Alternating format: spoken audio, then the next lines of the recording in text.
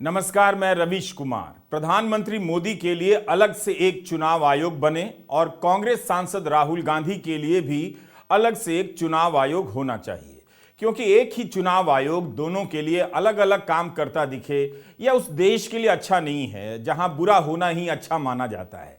अब यह याद दिलाने का क्या फायदा कि 2019 के चुनाव में एक चुनाव पर्यवेक्षक और आईएएस अधिकारी ने प्रधानमंत्री के हेलीकॉप्टर की जांच कर दी, उसके खिलाफ कार्रवाई हो गई।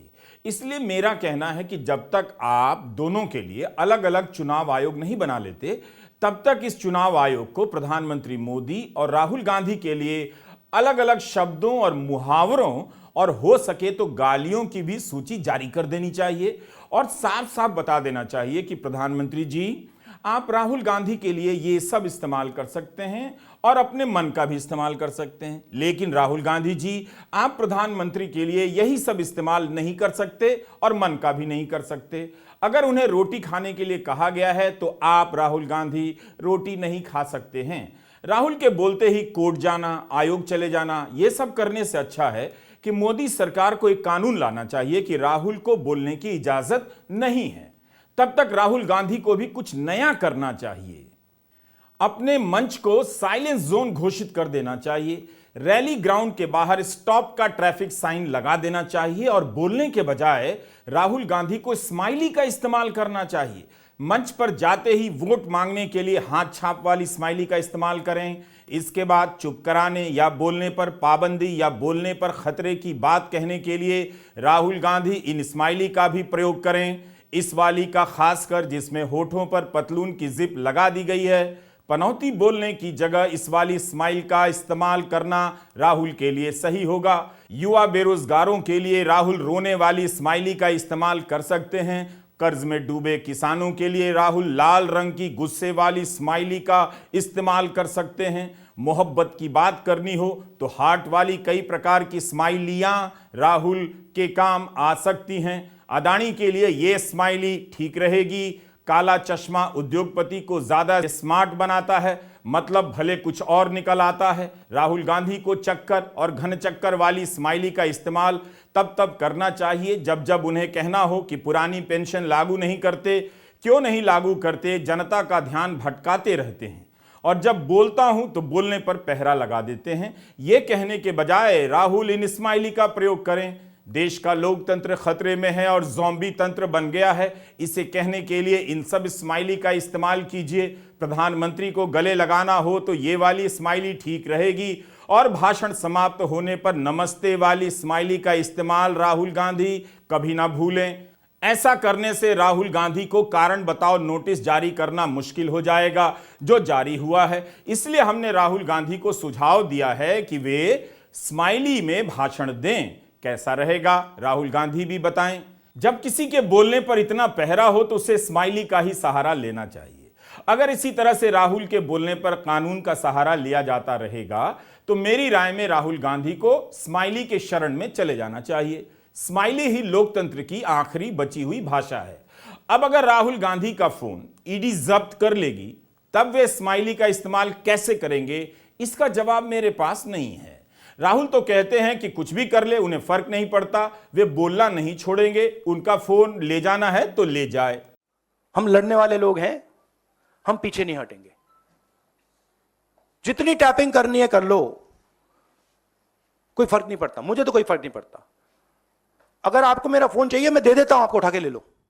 इसी तरह इस साल की शुरुआत में 2019 के भाषण निकालकर मुकदमे की सुनवाई शुरू कर दी गई और राहुल गांधी की सदस्यता भी चली गई।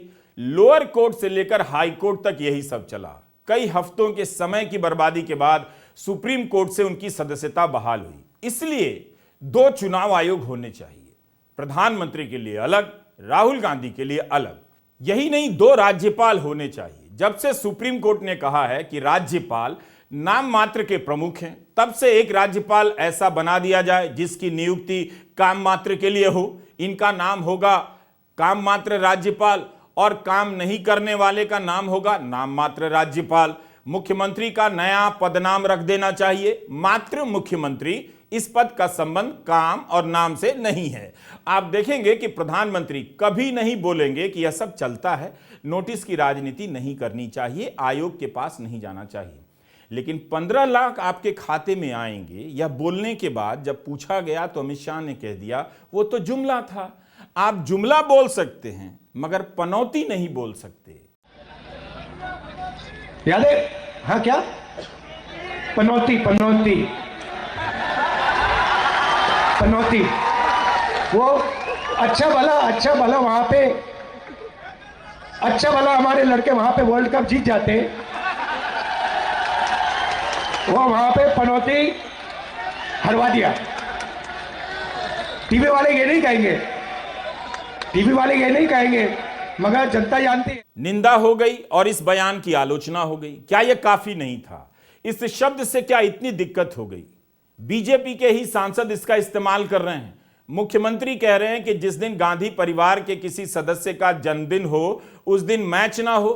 बीजेपी खुद राहुल के लिए पनौती का इस्तेमाल करे वो सही है, मगर राहुल ने इस्तेमाल कर दिया, बीजेपी चुनाव आयोग चली गई। प्रधानमंत्री ने किसे बदनसीब कहा था और बदनसीब का मतलब क्या होता है? बदनसीब और पनौती में क्या फर्क होता है? एक नोटिस और गया है प्रियंका गांधी को कि उन्होंने अपने भाषण में बेबुनियाद बयान दिए हैं जिससे प्रधानमंत्री की छवि खराब हो सकती है और प्रियंका को कारण बताओ नोटिस जारी किया गया है। आज जरा पूछिए ना, मोदी जी आते हैं तो, मोदी जी जो ये BHEL था जिससे हमें रोजगार मिलते थे, जिससे देश आगे बढ़ रहा था, इसका आपने क्या किया? किसको दे दिया? बताएं मोदी जी, किसको दिया? अपने बड़े बड़े उद्योगपति मित्रों को क्यों दे दिया? एक नहीं, जितनी भी सरकारी कंपनियां हैं आज उनके बड़े बड़े उद्योगपति मित्रों के हाथों में है। आज वो उनसे कमा रहे हैं। प्राइवेट हो गई हैं सारी नौकरियां। सरकारी नौकरियां में जो पेंशन मिलता था वो भी नया पेंशन हो गया है। लोग घबराते हैं कि 20 साल के बाद नौकरी करने के बाद हमारे पैसे कहां डाले जा रहे हैं, हमें खुद नहीं मालूम। कल को गलत जगह डाल दिए, इन्वेस्ट कर लिए, वहां पे कुछ गड़बड़ हो गई, हमारे सारी 20 सालों की कमाई चली जाएगी। उनको लगता है कि मोदी को गाली दे दोगे तो उनकी गाड़ी चल जाएगी, लेकिन उनको पता नहीं है ये पार्टी ऐसी है जिसे कार्यकर्ताओं ने अपने खून पसीने से बनाया है। ये पार्टी ऐसी है जिसमें 4 पीढ़ियां खप गई है और एक ही सपना लेकर के, भारत माता की जय। भाजपा को चुनावों में जनता के पास जाना चाहिए, आयोग के पास कम जाना चाहिए। आयोग के पास तभी जाए जब कोई ठोस बात हो। 23 नवंबर को ट्विटर पर बीजेपी के नेताओं ने घोर सांप्रदायिक तस्वीरें ट्वीट की हैं। क्या कोई कार्रवाई हुई या होगी भी? यह तस्वीर गौरव भाटिया ने ट्वीट की है, जो बीजेपी के प्रवक्ता हैं। सिलाई मशीन पर खून बह रहा है। इसी घटना से जुड़ी एक और ट्वीट में तो साफ साफ दिखाया गया है बीजेपी क्या कहना चाहती है। क्या ऐसे ट्वीट पर कोई कार्रवाई नहीं होनी चाहिए? इन खबरों को लिखते और बोलते समय अक्सर लगता है कि बचा क्या है। ऐसा क्यों लगता है कि बहुत कम बचा है? अखबारों को पलट कर देखिए तो कितना दम लगाया जा रहा है यह बताने में कि कितना कुछ हो रहा है, लेकिन उसी खबर के नीचे दूसरी खबर से दम निकल जाता है और लगता है कि कुछ भी नहीं हो रहा, जो कुछ था वो खत्म हो रहा है। जैसे इस खबर पर नजर गई कि गृहमंत्री अमित शाह ने जून के महीने में एक कमेटी बनाई थी जिसका काम था मणिपुर में सभी से बात कर शांति बहाल करना, मगर इस कमेटी ने कोई काम ही नहीं किया, जनता को बुलाया ही नहीं और लगता है अमित शाह भी भूल गए। जाहिर है हमें लगेगा कि क्या देश है, किसी को किसी बात से फर्क नहीं पड़ता, तब भी नहीं जब मणिपुर पर प्रधानमंत्री 3-3 घंटे बैठ के किया करते थे। ऐसा अमित शाह नहीं बताया। इतना काम भी क्यों करना कि काम ही ना हो, लेकिन इतने जोर से क्यों कहना कि आपके घर ईडी की टीम आ जाए? मैं आपके लिए कह रहा हूं। जैसे ही लगता है कि देश की संस्थाएं, सरकार और बीजेपी को देखकर कुछ काम नहीं करती हैं, तभी दिखने लग जाता है कि देश की वही संस्थाएं विपक्ष के नेताओं और उनकी सरकार को देखते ही कितना काम करती हैं। इसलिए आज के भारत में बोलने से पहले जेल और कोर्ट का ध्यान जरूर कर लें। आपको जेल की तस्वीर दिखेगी, कोर्ट की धुंधली नजर आएगी, 3-3 साल जेल में रहने होंगे और जमानत की सुनवाई नहीं होगी। इतना सोच लेने से आपका बोलना बदल जाएगा, बंद हो जाएगा और बोलने से समय बच जाएगा। इन सब बातों से किसी को लग सकता है कि अब कुछ भी नहीं बचेगा, न बचाया जा सकता है। तभी उत्तरकाशी से खबरें आने लग जाती हैं, नहीं, अभी भी बचाया जा रहा है। बचाने का अभियान इस तरह से चलाया जाता है जिससे लग रहा है कि सरकार भी खुद को बचाने के लिए यहां बार बार आए जा रही है। उत्तरकाशी में टनल के बाहर कब किस मंत्री का काफिला आ जाए, पत्रकारों को हर समय अलर्ट रहना पड़ता है, क्योंकि इनके आने से ही उन्हें लगता है कि अब 41 मजदूरों के बाहर निकालने की घोषणा होने वाली है। तब तक खबर आ जाती है कि काम किसी वजह से रुक गया है। अब पत्रकार मजदूरों को छोड़ मंत्रियों को गिनने लग जाते हैं। एक पत्रकार ने बताया कि यहां अभी तक उत्तराखंड के मुख्यमंत्री 3 बार आ गए, केंद्रीय मंत्री वीके सिंह 2 बार, केंद्रीय परिवहन मंत्री नितिन गडकरी 1 बार, 3 बार प्रदेश के शहरी विकास मंत्री प्रेमचंद्र अग्रवाल भी आ गए, विपक्ष के नेता यशपाल आर्य और कांग्रेस अध्यक्ष करण माहरा एक बार आ गए। यानी सत्ता और विपक्ष की तरफ से कोई ना कोई यहां आए जा रहा है। पत्रकारों ने कहा कि सांसद विधायकों की तो गिनती ही नहीं, इस गिनती में यह भी गिना जाना चाहिए कि प्रधानमंत्री ने कम से कम 3 बार इस मामले को लेकर मुख्यमंत्री से बात की है। वैसे 24 नवंबर को भी खबरें चलती रहीं कि रात 9 बजे तक मजदूरों के बाहर आने की संभावना है। 13 दिनों से यही चल रहा है। जो भी आता है यह कहकर चला जाता है कि बचाव कार्य पूरे होने में अभी 2-3 दिन और लगेंगे। कितनी अच्छी बात है। 41 मजदूरों की जान बचाने के लिए यहां सारा जोर लगा दिया गया है। कहां से मशीनें आई हैं, ऑस्ट्रेलिया से एक्सपर्ट बुलाए गए, 41 मजदूरों को बचाने के लिए सब कुछ किया गया। टनल में फंसे मजदूरों के बचाने का यह संघर्ष बता रहा है कि भले ही हम देश की संस्थाएं नहीं बचा सके हैं, हिमालय नहीं बचा सके, टनल नहीं बचा सके, मगर 41 मजदूरों को बचा लिया जाएगा। इसके लिए ऑस्ट्रेलिया को भला बुरा कहने के साथ साथ ऑस्ट्रेलिया से एक टनल विज्ञानी को बुलाया गया है। ये बात कहीं बहुत पीछे दब चुकी है कि 1.5 किलोमीटर की टनल में जब एस्केप रूट बनाना अनिवार्य होता है तो इस टनल में क्यों नहीं बनाया गया? क्यों कच्चे पत्थरों को अनदेखा कर खुदाई जारी रखी गई? मणिपुर की खबर देखकर लगता है कि देश में कुछ भी नहीं हो सकता। उत्तरकाशी की खबर से लगता है कि बहुत कुछ हो सकता है।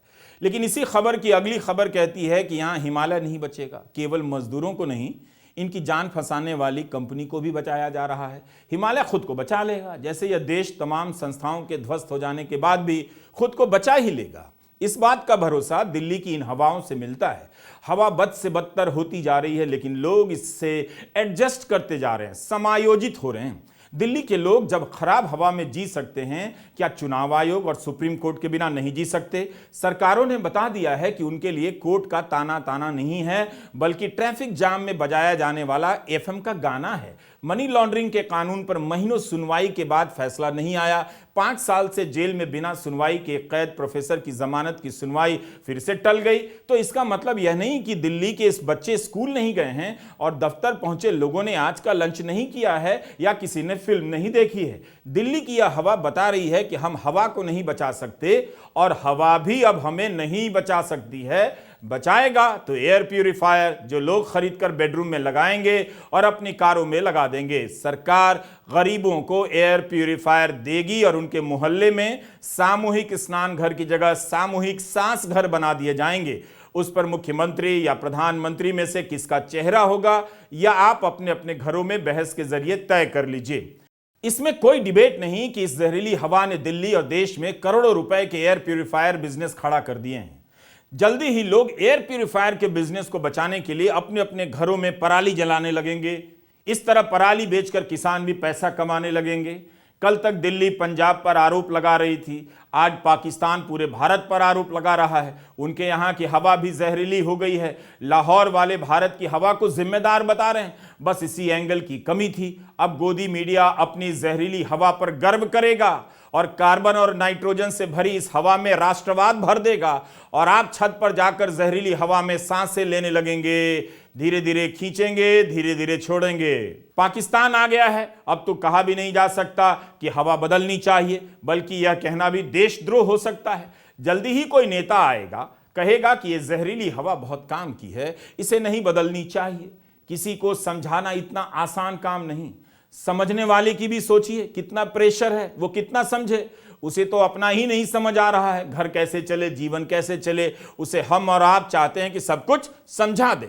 समझाते समझाते स्वीडन का यह शहर थक गया तो इंटरनेट पर एक जुड़वां शहर बना दिया, बताने के लिए कि देख लो जलवायु परिवर्तन से तुम्हारे शहर में कैसी तबाही आने वाली है। जब मकान और तुम्हारी प्रिय प्रिय कारें डूबने लग जाएंगी तब कैसा लगेगा। आकर इस अपने जुड़वां शहर में देख लो, अपनी बर्बादी का भविष्य देख लो। उसी तरह से हम भी रवीश कुमार ऑफिशियल में आपको आपकी बर्बादी का भविष्य दिखाते रहते हैं।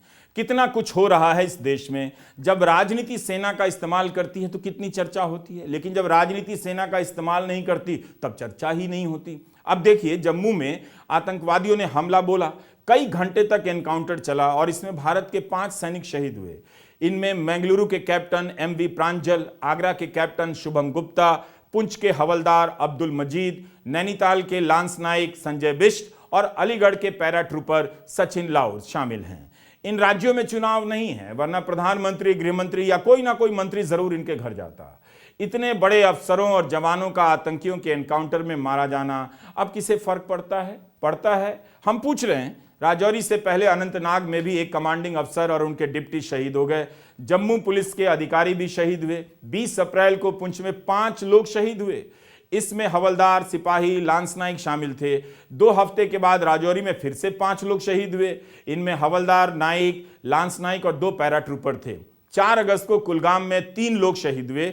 जम्मू के इलाके में आतंक सर कैसे उठा रहा है, इसका सवाल किससे पूछा जाए और जवाब मिलेगा भी तो क्या मिलेगा। सब कुछ नहीं चाहिए,